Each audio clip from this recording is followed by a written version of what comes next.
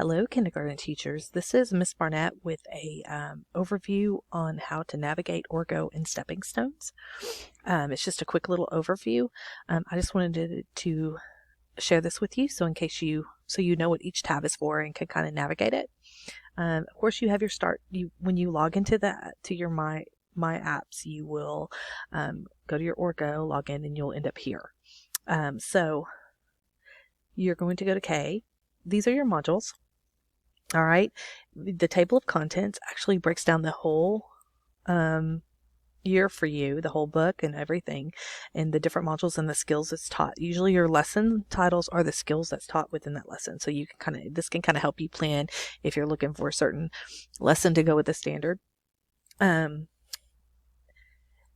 the modules, you have, under the module tab, you have several different tabs underneath there. You have mathematics, resource overview, lessons, cross-curricular links, and assessment. Each of these offer a different thing. Your mathematics actually offers a lot of things based on the standards and your ELPs. I want to show you these two because you have these two things. You have your process standards page that actually at the bottom of this module, it tells you what process standards are being addressed in each of those lessons. And then if you go to your English language learners, it tells you which ELPs are being addressed in each of your lessons. So that can be good for planning purposes. If you go back over here to resource overview, this is just an overview of all the things you'll need to do that whole module. And it has it on there for the lessons, the students, what the students will need, the differentiation, what the students will need, and your small group activities, what the students for the whole entire module. Also, in lessons, this is the important part. I'm going to go to just lesson 2. You have these tabs.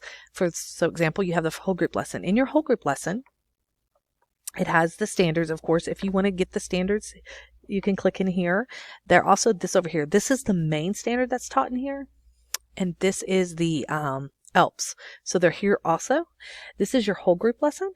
It has your steps. If you hear us talking about the steps in Origo, these are the steps we're referring to. Step 1 is always preparing the lesson in kinder. Step 2 is starting lesson. This is your opening activity. And step 3 is actually the teach piece. And then step 4 is usually reflection. Usually the workbook itself will be done somewhere in between step 3 or before step 4. So this is your lesson. And if you need to get your workbook pages, of course you have your little stack of papers here. You can go and you can print out the workbook pages or attach them to your Google Classroom. Also in the lessons, you have a differentiation tab, and the differentiation tab is cool because it has activities for if some students need extra help. It has an activity that you can do, extra practice for those kids that need that, and extra challenge for those higher kids that might need that. So it gives you ideas of things you can do at your small group table, or maybe you can make it into a game or a center. It also has small group activities. Here's your small group activity 1. You can do this. I like these because it also has extensions added to this. If it has any print-offs, they will be with a stack of papers.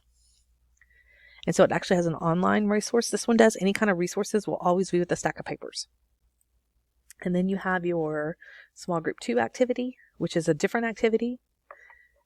And then you have your ongoing practice. And I like the ongoing practice because it also gives you another sheet that you can put in a center for them to keep practicing. Also considered in this module is your cross-curricular links. If you go back to the module, you have cross-curricular links.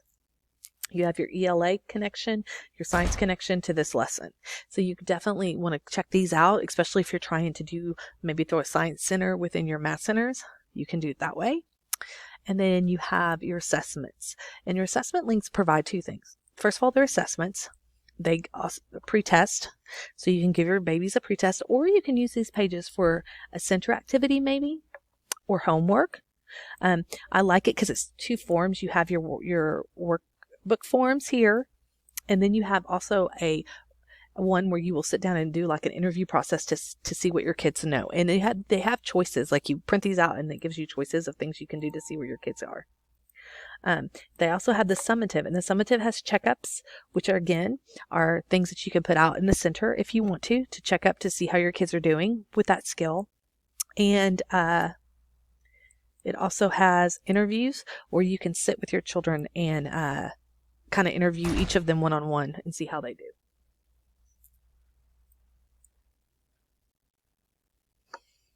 And those are the big things in stepping stones that I think you need to be aware of. Now I'm going to go back over here and I'm going to show you some general channels that I think you should notice. Honeypot are just black line masteries to things.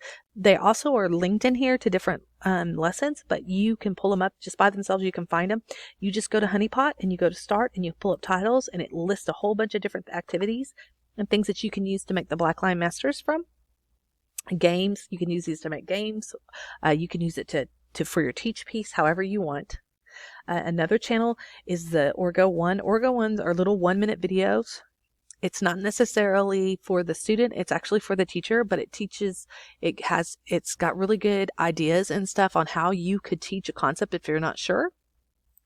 You have your Flare. Your Flare actually is the online portion to this. So like if I go to titles, I can pull up any of the Flare things, which is going to give me if I pull up the number line board, it gives me the digital version of that. So we can talk about it and put things on the number line, talk about an open number line, all those things on this one. You can also, another channel I recommend is the At Home is a new one. And At Home just gives ideas to do at home. It has a whole set of things that you can do for at home. If you were helping a parent needs extra work or something, this is a good place to go. It's by grade level. It has different things, and it actually has a format where it says Monday do this, Tuesday do this, Wednesday do this, but it sets it up. But if you're looking for extra things for your kids to do at home, or you have a parent that's wondering what they can do, you can pull from this channel. And the Math Ed I also recommend, but that's long videos and it just explains how kids learn and the trajectory of their learning. And then of course you have your Big Book tool. If you go in here and you pick out these are also attached to the modules as you teach. But if you want to review a big book, you can say, okay, let's do a dozen dinosaurs again. It actually has the little activity that went with that. You can pull it up again and maybe do a review, or maybe make it a center in your room, however you want to.